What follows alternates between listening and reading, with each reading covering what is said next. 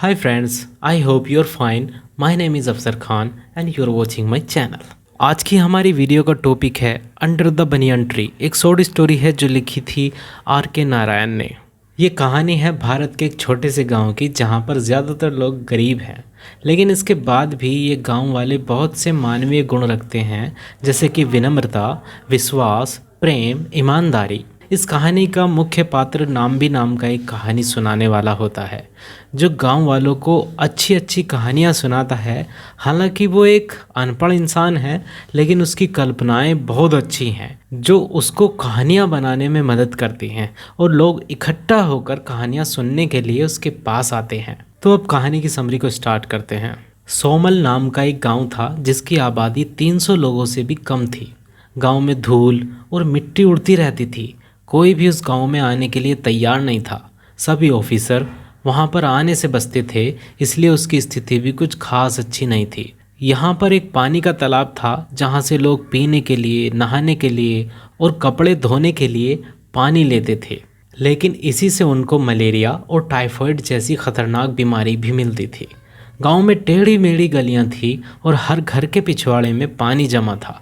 लोगों को कोई परवाह नहीं थी कि उनके चारों तरफ हो क्या रहा है। कहीं तक इसका जिम्मेदार नाम्बी भी था, जो गांव वालों को कहानियां सुनाता था और उसकी कहानियां उन लोगों को इतनी असली लगती थी कि वो अपनी खुद की सच्चाई को भूलकर उसकी कहानियों में खुश रहते थे। ये कहानी उनको परियों के देश और बहुत सी ऐसी जगह ले जाती थी। वो एक अद्भुत कहानीकार था। उसकी उम्र के बारे में सही बता पाना मुश्किल था। अगर कोई उसकी एज जानने की कोशिश करता तो वह किसी ऐसी पुरानी घटना के बारे में बताता, जैसे जब कोई बाढ़ आई थी या कोई सूखा पड़ा था या किसी ने कहीं पर आक्रमण किया था, वो जब पैदा हुआ था। हालांकि वो एक अनपढ़ आदमी था, लेकिन उसको ईश्वर का आशीर्वाद था कि वो अपनी कल्पना से ऐसी ऐसी कहानियाँ बना लेता था जो किसी को भी आश्चर्य में डाल सकती थी। एक छोटे से मंदिर के सामने वो अपनी कहानियाँ सुनाया करता था। कोई नहीं जानता था कि कब उसने उस मंदिर को अपना घर बना लिया। उसके पास रखने के लिए कोई अधिक चीज़ें नहीं थी।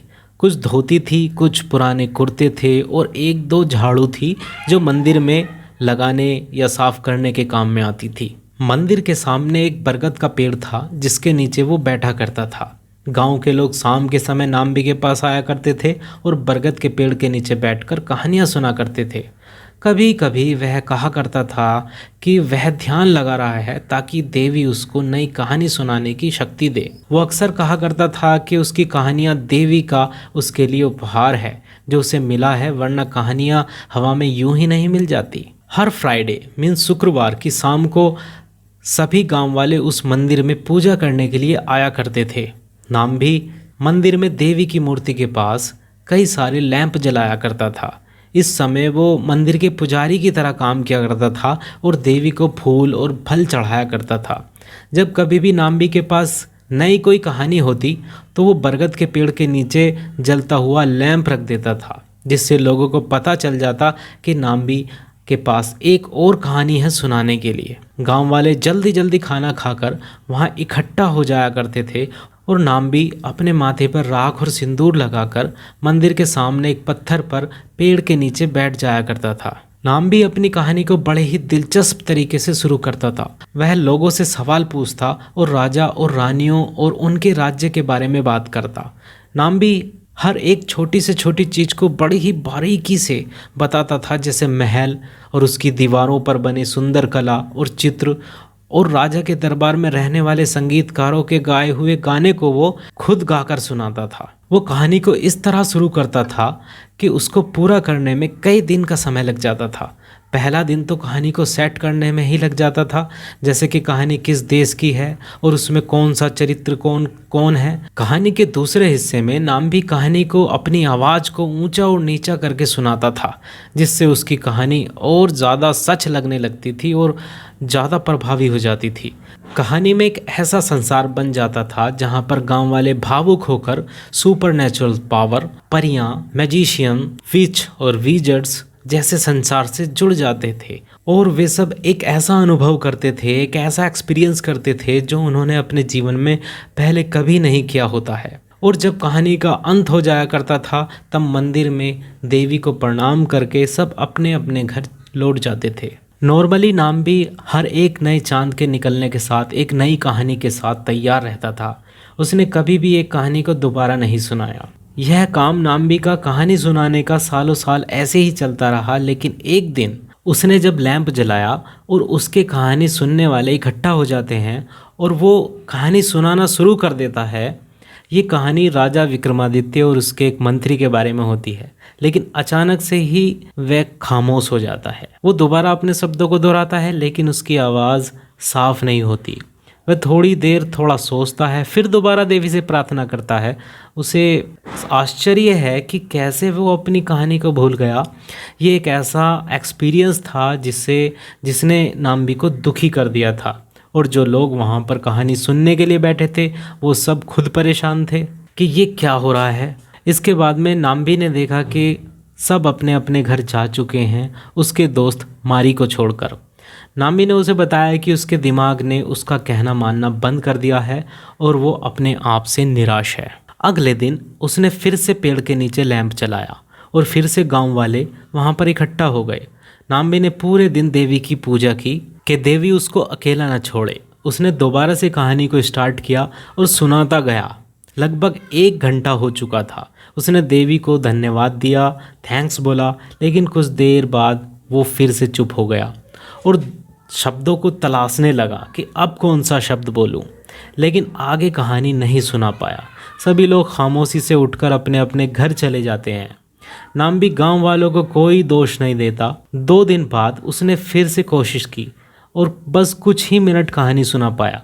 अब लोगों ने लैंप को अनदेखा करना शुरू कर दिया था। नाम्बी को ऐसा लग रहा था कि उसे पहले ही मर जाना चाहिए। इसके बाद नाम्बी ने अपने आप को मंदिर के अंदर वाले हिस्से में बंद कर लिया और बहुत ही कम खाना खाने लगा और ध्यान ज़्यादा लगाने लगा।